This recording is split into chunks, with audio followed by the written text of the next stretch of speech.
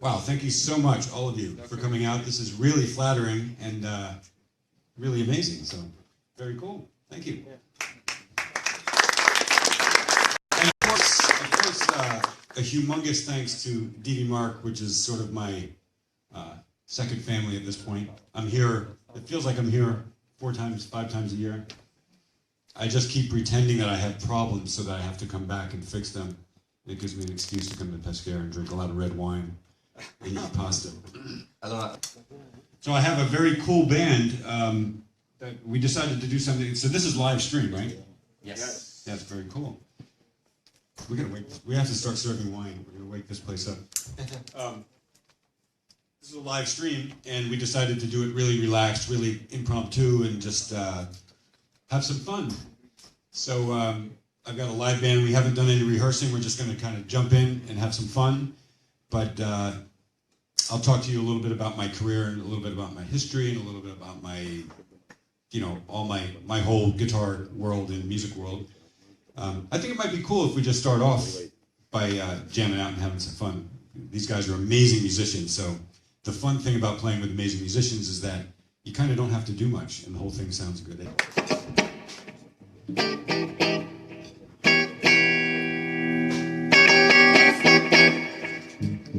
I'm going to be I'm going to be singing a little bit, just a little bit singing. I'm kidding. I admire my fans, so I would never do that to you. Yeah.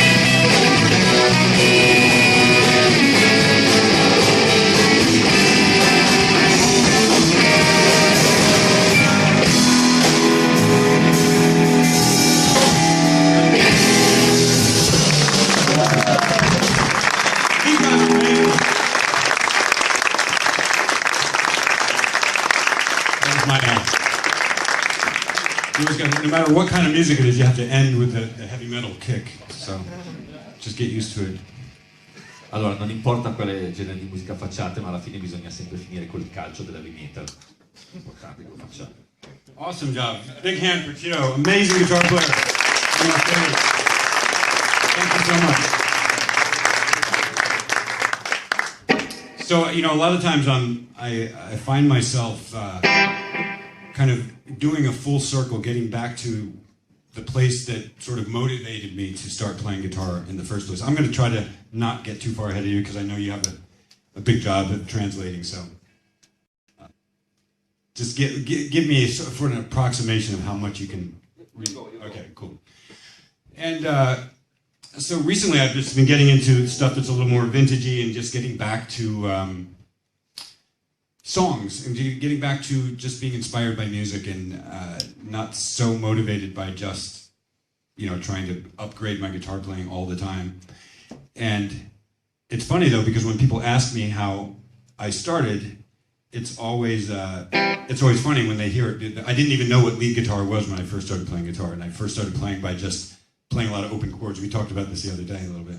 Yeah, so for me, the goal has always been to have a good time, have fun, and I started writing songs. Literally started writing songs when I was like 9 years old with my brother, who's 2 years younger than me, and it was funny because one of us would be singing a vocal line, you know. I'm sorry about that. And then the other one would be sort of humming the bass note that represented the chord change. So one of us would be humming something like, and that would represent the chord. So we didn't really play instruments, but we understood music, we understood harmony, and we understood things like that. And eventually my father, we did have a drum kit, a small little sort of toy drum kit that I could kind of play, you know, if it was like Ringo Starr grooves or kind of easy Rolling Stones kind of grooves, hi-hat, snare, and not like this guy, but so I wanted to actually play drums, and my father at one point finally said, you know, you guys got to get serious and take lessons and learn how to play an instrument. So my brother was like, I want to play drums, and so I said, I guess I'll play guitar. And so I took like 3 guitar lessons in my entire life, and you know, it was the Mel Bay book. I don't know if they even know about that. Do they know about Mel Bay? Mel Bay? Yeah, so that was like the sort of classic beginner guitar book that everybody started with back, you know, 100 years ago when I was young. And but it was, you know, it was stuff like, you know,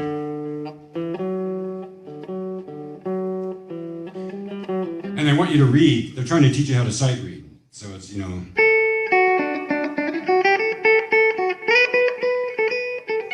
that kind of thing. And my ear was good enough that I didn't really need to be reading it. So I would just pretend, I'd come back next week and pretend to be reading, you know, look at the book, but I wasn't doing anything except just using my ear. I wasn't pleased. I wanted to, you know, I heard stuff on the radio. You know, I heard like stuff like, you know, the Who, you know. Generally more in tune than that, but, you know, that's the stuff I wanted to play. I didn't want to play single note, you know. I didn't want to do that. So my parents eventually had these foster kids that were staying at the house. I was about 10 years old, and they were teenagers about 15 or 16. And one of them, luckily, played guitar, acoustic guitar, but he played, so he taught me some open chords and stuff. I'm sorry, just stop me. Go. So that's what I wanted to do. That's what I thought of as guitar playing. You know, rock and roll, loud, having fun, jamming out, jumping off of drum risers. That's what I wanted to do. And so when the kid who finally taught me chords, they were these kinds of chords, open chords. And that was amazing, because now finally I could have music that was sort of supporting melody lines that we would think of, and plus I could play some stuff that I would hear on the radio.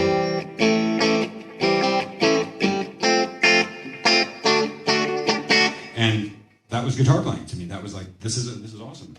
And so the kid finally left. He went away. He you know, his time was up. He left, and he came back to visit us about a year later. And I said, "Hey, let's jam on guitar." And so we went upstairs and to my room and picked up acoustic guitars and started jamming on. And he did something really strange in front of me that kind of changed my life. He, at one point, while we were jamming, he went like this. He went, and I said, "Wait, whoa. What was that?" And well, I just took this note and I bent it, and that was kind of the beginning of a major change in my life, because I thought that was the coolest thing I'd ever heard in my life. So for the next like 6 months, it was just. My dad wasn't really happy about it, but I was happy about it. But it was cool, you know, from doing that inadvertently, I kind of accidentally stumbled across You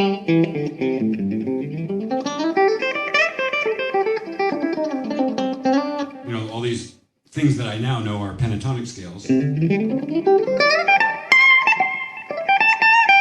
And this was really useful because now I was starting to actually understand there's this thing called lead guitar, where people play improvised single note stuff that fits over various chord progressions. And I was starting to understand it, but I didn't know much about music. I didn't know about notes, but my ear was good enough to know when I was on the right. You know, if I heard, I'd be able to go, there it is. Okay, I know what this is. So my ear was always good enough to sort of do it, even though I didn't really know what I was doing. So that was really the beginning of my whole guitar thing. And then I started to get into solos. I would hear solos on the radio, try to copy them. You know, I'd hear something like a Jimmy Page.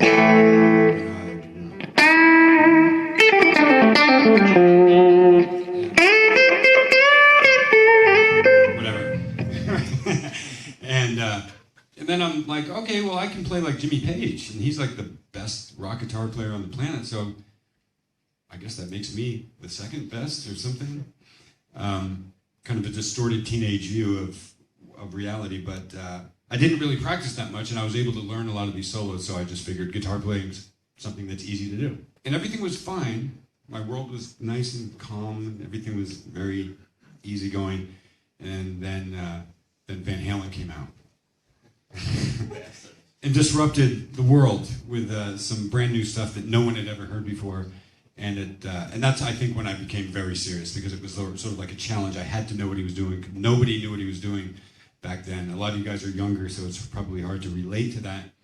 But you have to imagine that no one had heard things like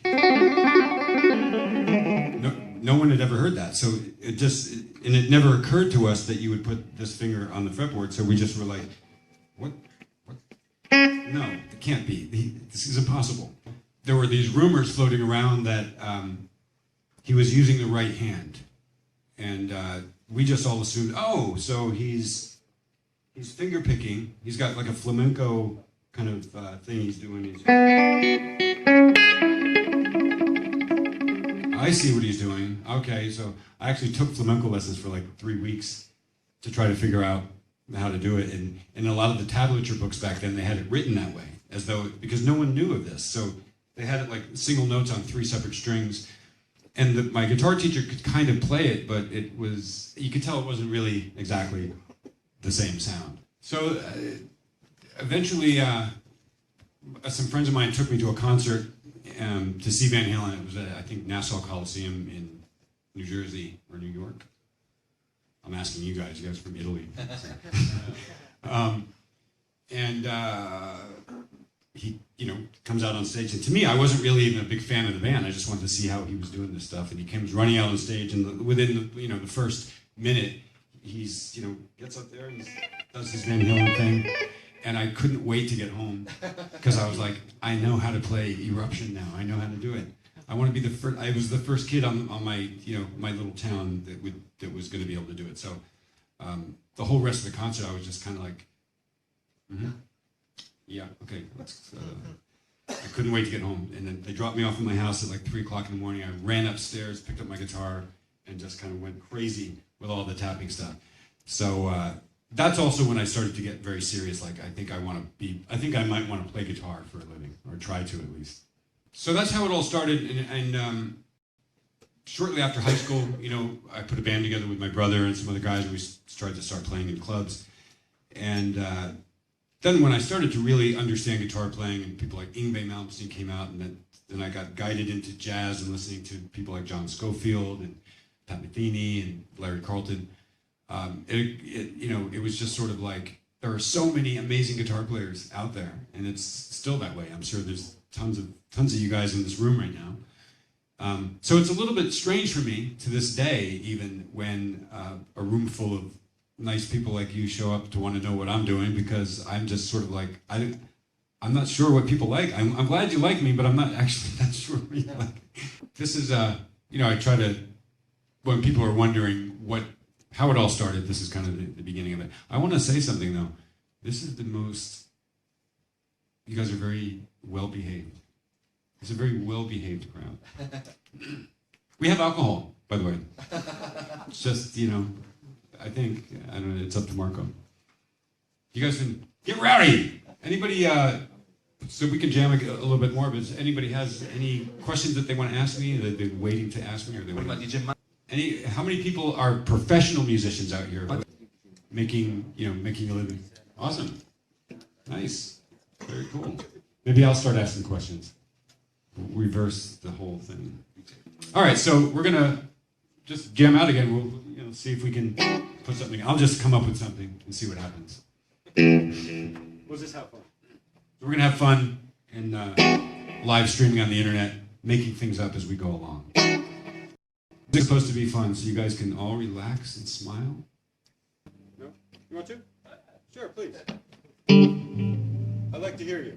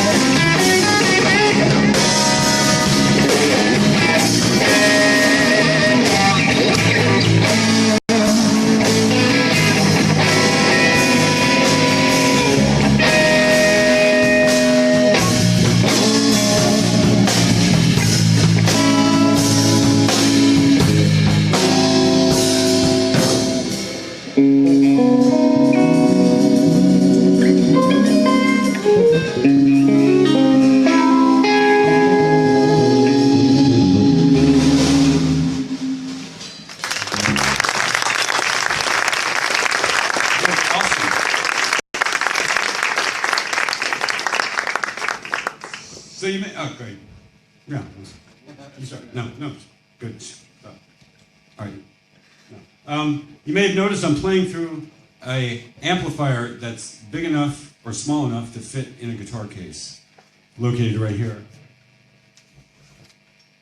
The, well, it's the little 250, but I guess I have my own, the GH little 250.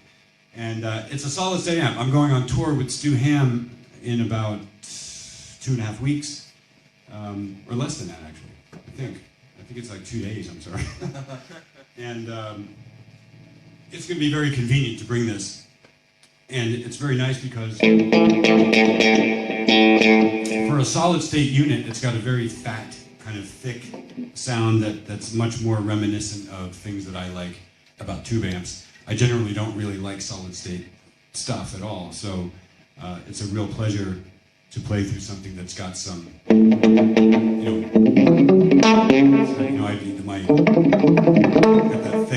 that thick sound. So this is the little 250. This is probably one of the most convenient amps in the world right now, especially if you're traveling and doing stuff like that. So just wanted to let you see it, let you hear it, and let you know that you should go get one, because you'll like it very much, and it's very convenient. And we've also developed another amplifier that's, I think, coming out in January, which is a massive, real tube amp with a big transformer and hand-wired, whole thing. It's going to be made here. It's not going to be outsourced anywhere. So it's a really, really serious tube amp. I'm excited about that. So there aren't it's a dying breed. These things are going out of style, but there's something still about a real tube amp that's real that I'm still connected to. So I'm really excited that we've developed one that really does the job. Absolutely. Anybody have one of these yet? Or no? Go ahead. You have a question. Well, obviously, I haven't figured out a way to ensure that I'm always going to do something good. There's enough evidence of that with most of my YouTube videos. For me, it's very strange because I feel like it's always a struggle, and I feel like when I listen to other people, they are doing that. They're doing it right, and I'm like, I mean, for me, there's good days where everything clicks, and I'm just in the flow, I'm in the zone, and I can't make a mistake, I can't miss, and it's a great feeling. But I haven't figured out personally how to access that all the time, or even most of the time. So it's sort of an ongoing thing. You get spoiled when you're working in the studio because if you don't like something, well, you just go fix it. But to pull it off live all the time, for me, it's a connection. I'm very much a person moved by how I feel, how the band feels, how the sound is. I have to feel it, like it's connected to me. So it's hard for me to just have a harmonic process or just say, well, okay, over this chord I go there, and over this chord I can do that. That's not really improvising. I try to have some kind of connection that goes from here to my fingers. But I think all of us as musicians, we all deal with this because on the one hand, you could say that the goal is to play what you hear in your head. That's the goal. But it's tough when I can sit here and sing along with notes, I could go, I know.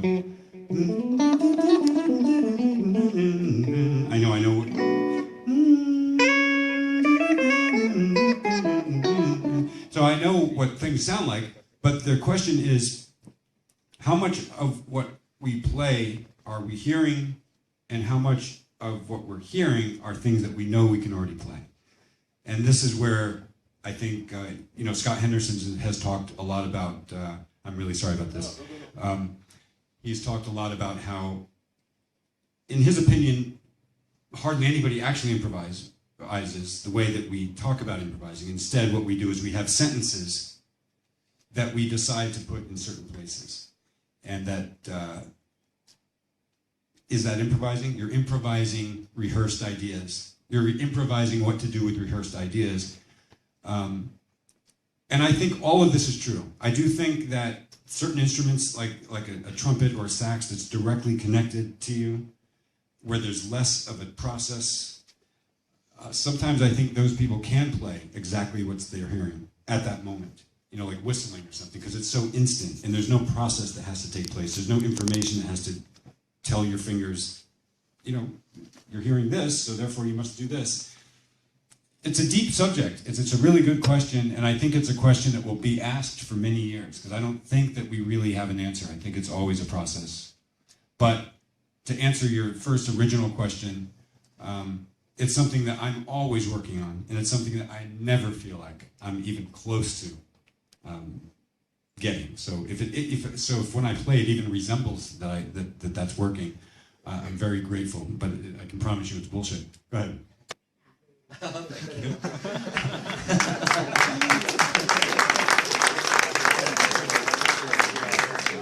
Was that accurate? Yeah. Was it? And really fair, well said, very fairly said. Right, it's a safe version. That's cool. Anybody else? That was one of the most amazing events of my career. It really was, and a lot of it is thanks to Jennifer Batten, because she recommended me for that gig, and there was a lot of confusion for a while as to whether or not she was going to stay or go. But she told me that if she left, she was going to recommend me, and she didn't leave. But what did end up happening is her mother got ill, and she had to leave for a while until either her mother passed away or recovered. So I got to slip in there for about 5 weeks, which was really cool. It was a really scary experience, and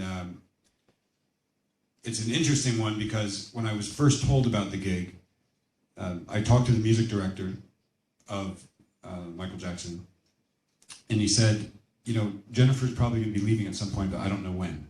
So, and this is back before cell phones and all that stuff, so he says, you know, you might get a phone call. And I said, okay. And then weeks went by, and then months went by, and then more months went by, and I'm, you know, I wasn't doing anything. I wasn't taking any gigs. I wasn't doing anything because I didn't want to miss that call. And after a while, it was just sort of like, well, I have to get back to my life. So, you know, I don't know what to say. So I got a phone call on a Monday night, months later. I hadn't rehearsed anything. I didn't know the songs anymore. I didn't know anything. I got a phone call on a Monday night from the music director. It's like frantic, panicked. You know, is this Greg? Yes. We need you on a plane tomorrow morning. We need you on an airplane tomorrow morning at 6 o'clock for a gig in Amsterdam on Wednesday, in front of 65,000 people. And I said, I'm not prepared. You know, I don't have it together. He's, well, I don't know what to tell you. I said, when's the next gig after Wednesday? And he said, Friday. I said, I can totally be ready by that gig. And he's like, no, if you can't do Wednesday, you can't do the gig. So I was like, okay, well, I have to do it. I don't know what I'm doing, but I got to do it. So I just said yes, and then just started packing clothes. Literally, you have to understand, the airport's 2 hours from my house. So you have to be at the airport 2 hours in advance. It's 8 o'clock at night. I have to leave at 2 in the morning to be there by 4. The flight's at 6. So I have 6 hours to learn the Michael Jackson set and pack my clothes.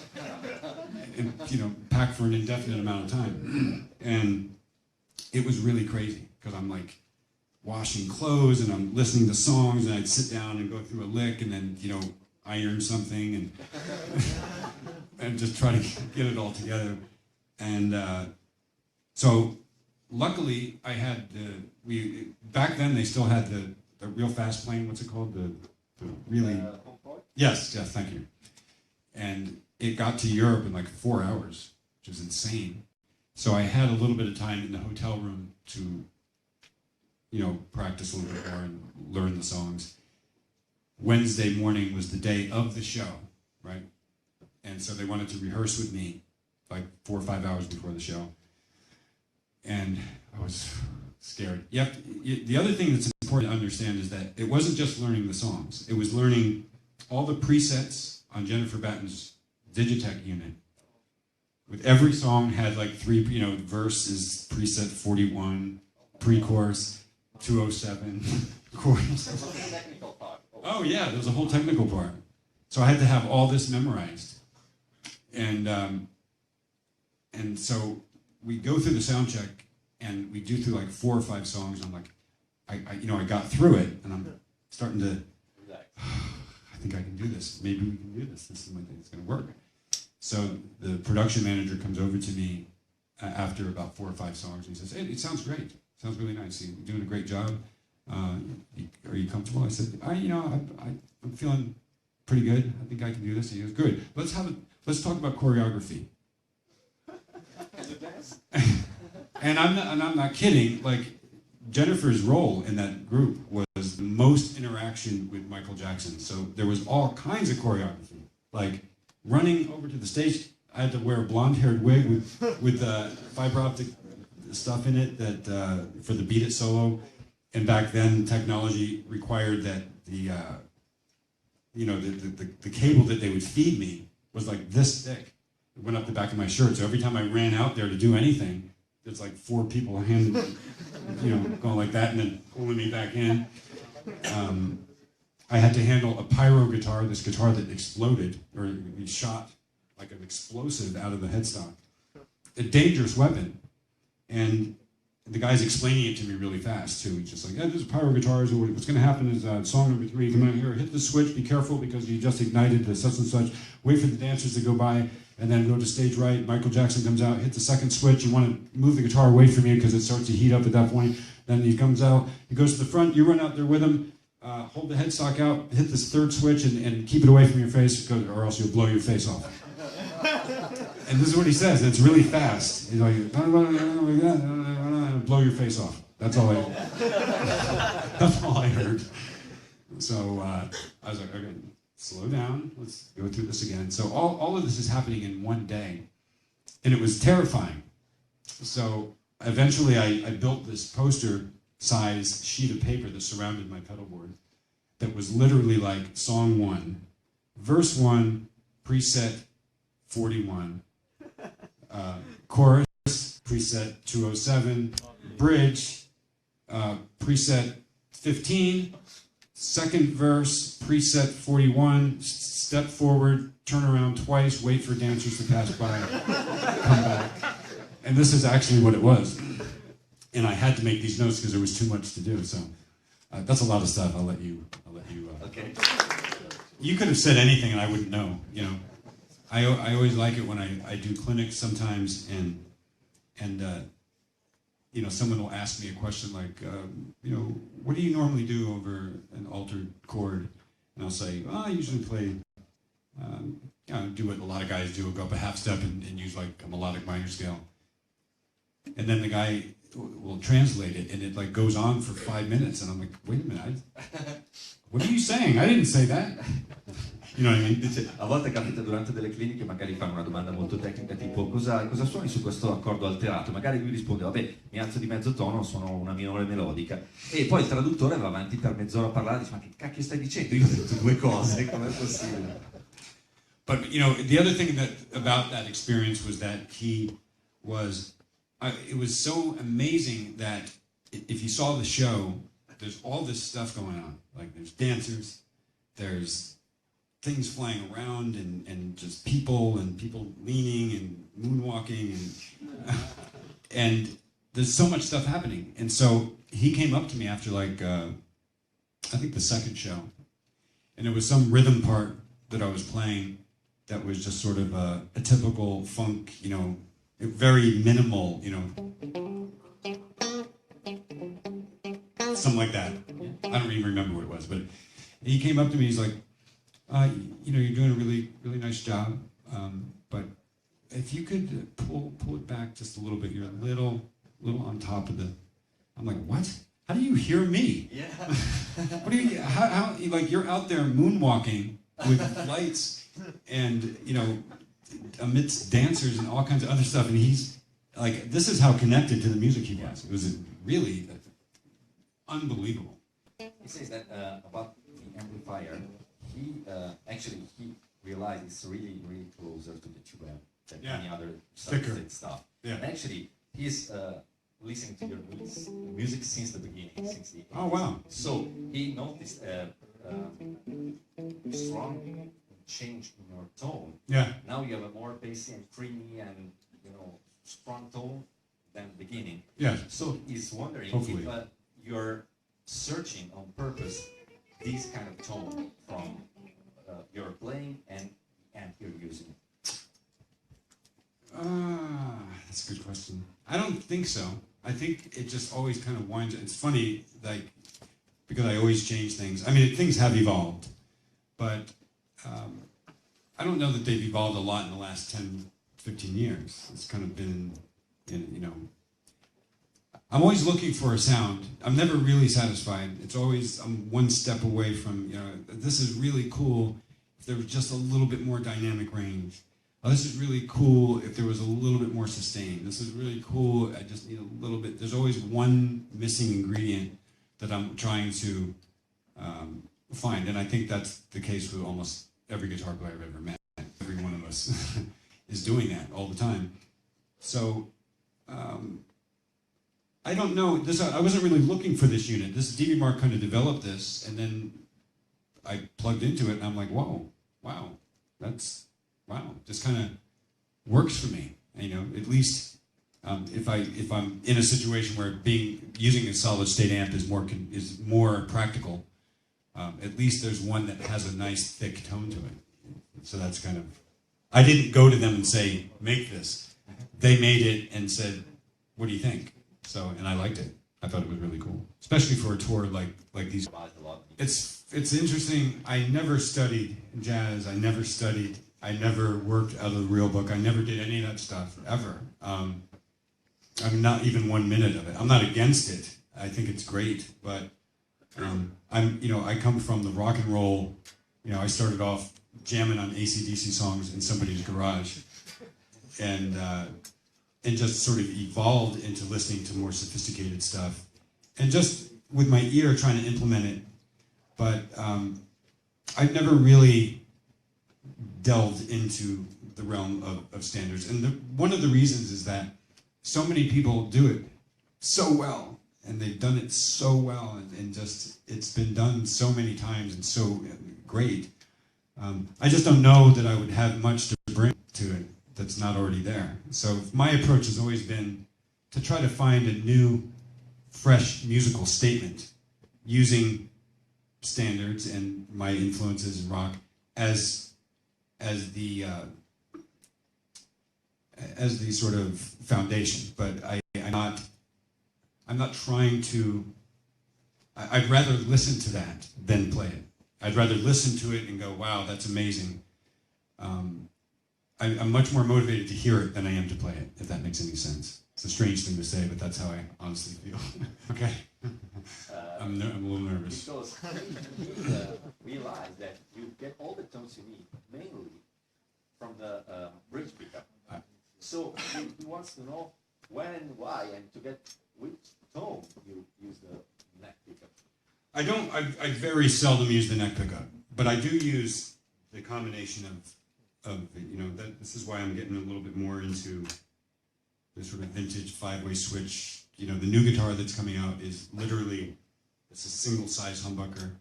It's a Stratocaster with I hate to say that. Kiesel, I didn't mean that actually. I just meant it's a beautiful Kiesel guitar that pays homage to the Stratocaster design, but with 24 frets. I'm just really getting away from that sort of... My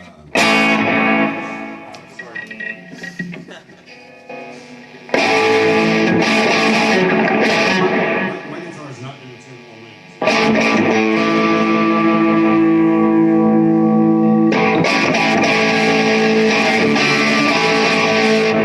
just getting away from that. I don't know, there's something about the blazing bridge wall of sound that's starting to get boring for me. So I like the idea of lightening up on distortion a little bit, using some of like the second and fourth position. So you know, just you know, I'm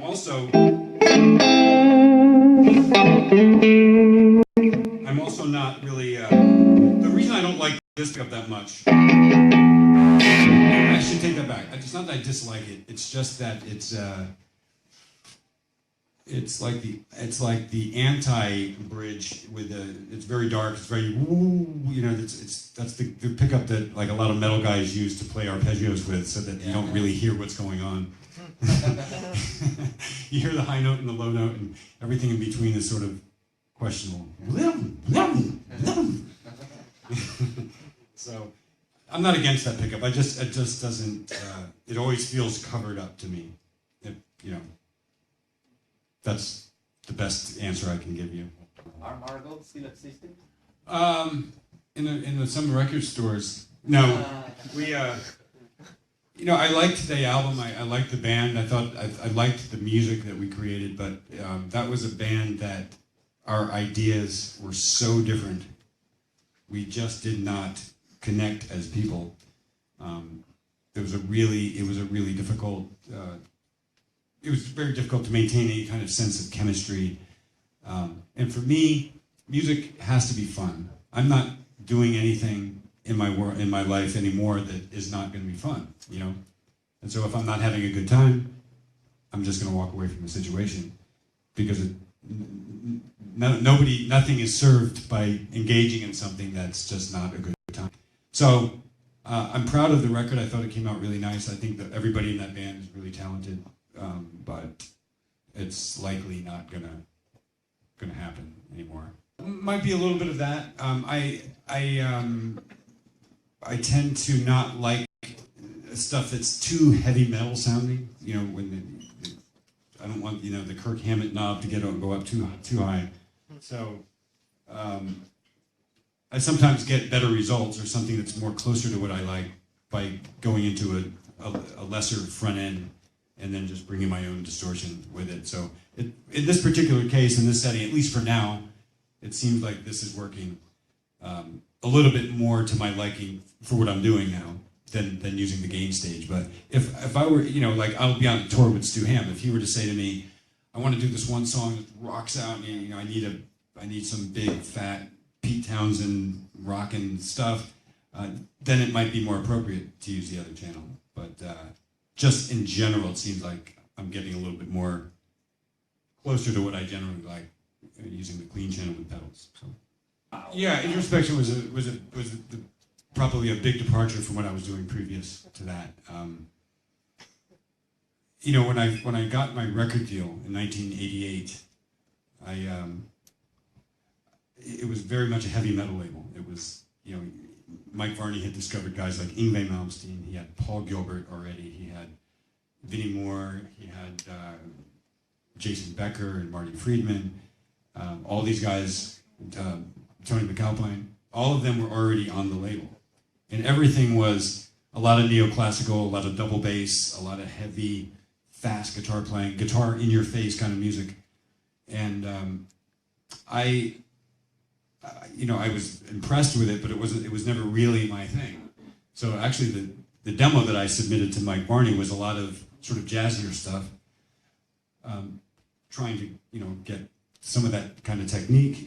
And he liked it, but he said to me, I like the way you play, but your record has to sound like a rock album. This is a rock label. So my first album is actually heavier even than I would have preferred if it was up to me. So by the time Introspection came out, which was 4 years later, it was 5 years later, the label had changed. He had his blues subsidiary label. He had, you know, things had calmed down. The shred thing calmed down a little bit, and he was open to more things. Plus, I got to record the album at home, so I was sort of like, cool, I'm gonna do whatever the fuck I want to do.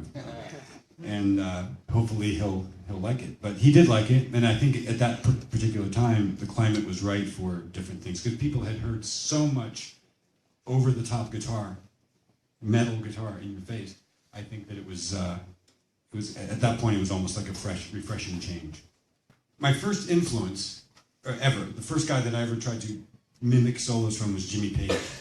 But Van Halen was by far my biggest influence, maybe even now, because of a lot of reasons. First of all, when he came out, there was nothing like that. And it was, he didn't just revolutionize rock guitar playing, but he literally revolutionized the whole thing. Prior to him, there was really no such thing as sort of offset double cutaway guitar with a humbucker in the bridge.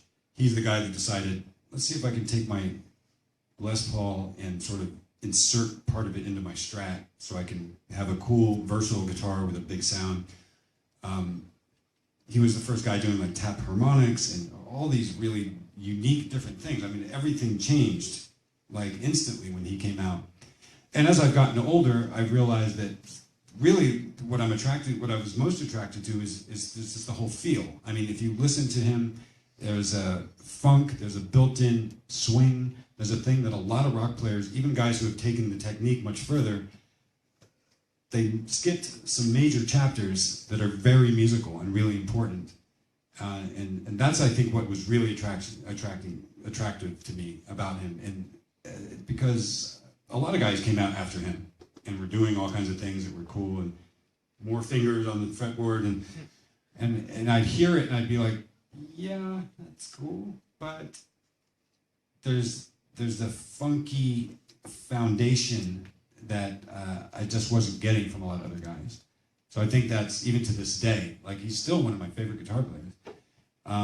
He was one of them. Larry Carlton was probably one of my biggest influences because it was sort of the lightweight introduction into jazz for me. It was easy listening. It was easy for us rock guys to comprehend. And it was the guy that enabled me to sort of differentiate, you know, that was my sort of introduction into like a more bop-esque phrase type of thing, where instead of things being so, you know, suddenly it was more like that kind of sound, and that was really, for a rock guy, that was like, whoa, that's pretty cool. I want to do that. So and then that got me into listening to all kinds of guys, Pat Martino, Joe Pass, and Wes Montgomery. Alan Holdsworth was a big one, just because, again, it was so different. It was so unique. It was so un-guitar-like. It still is. I mean, it's just, he's really made a career. He's like the opposite of Jan Hammer, where Jan Hammer was a keyboard player who always sounded like a lead guitar player. Alan's a guitar player that sounds like a keyboard player or a sax player. He sounds nothing like, he sounds like a guy who has made it his main quest in life to avoid sounding like a guitar player with a guitar. Hendrix came later for me, which is weird because when I first heard Hendrix, I was already into Van Halen, so I didn't really get him. I was like, yeah, well, this is sloppy. You know, he's not, what's the big deal about him? And then almost overnight one day, I remember it just, whoa, how did I miss this? You know, when you hear it from more mature ears, you suddenly hear it in a completely different way. So I would have to say Hendrix is one of them. The truth is, I could go on all day, and everybody online would be pissed off at me. But I probably have been influenced by literally everyone I hear. Everyone, even guys on YouTube, new guys coming up. I walk into a music store, there's some 14-year-old kid twanking around on something. It'll influence me. Everything influences me. Bass players influence me. Listening to Jiro on guitar, playing great stuff. I'm getting stuff. You know, some of it I'm going to take with me in my own way. It's being absorbed. So I just love music, and I love having anything come at me that's going to keep me inspired. So I would say that probably everyone has influenced me in some way. But as far as significant influences, I'd have to say, yeah, Page, Van Halen, Larry Carlton, Holdsworth. Yngwie was an influence as for the shred thing. He was the first kind of rock guy that was really like picking every note, really fast and accurate, and that was fun, for a minute. But yeah, again, Scott Henderson was a huge influence. Scott Henderson, is, in a certain way, for me, was interesting because he was the first guy that really made me understand, or made outside playing become very attractive to me. And then that sort of got me into like John Scofield, and I'm like, oh, wait a minute, you know, I could sort of hear that influence in Scott. And all these things are just, I've sort of grabbed pieces of them. That's why it's very strange to try to describe my style, because I don't really, and I'm not good at compartmentalizing any of this. A lot of guitar players are influenced by a lot of different things, and they can somehow separate it all.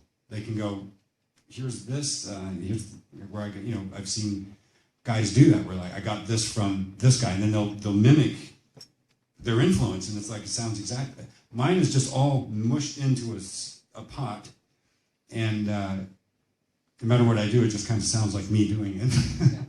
I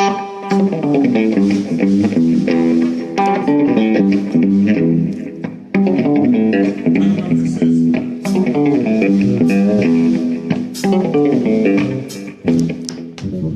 I'm just thinking like...